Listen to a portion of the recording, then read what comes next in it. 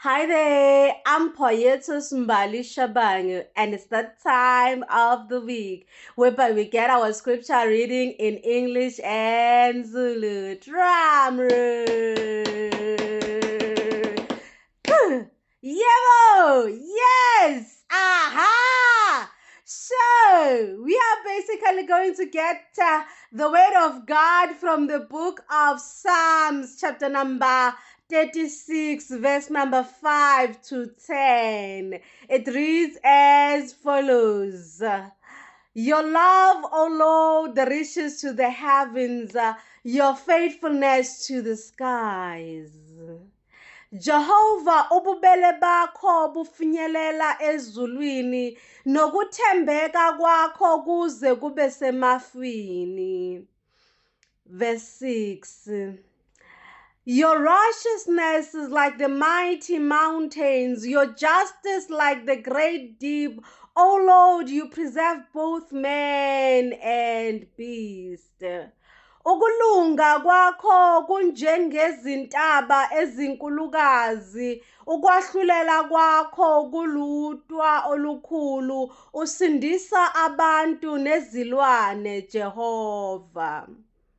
Verse 7. How priceless is your unfailing love, both high and low among men find refuge in the shadow of your wings. Ububele bakho Nkulunkulu buyigugu elingaka, abantwana babantu bakhosela ethunzini lamaphiko akho. Verse 8. They feast on the abundance of your house. You give them drink from your river of delight.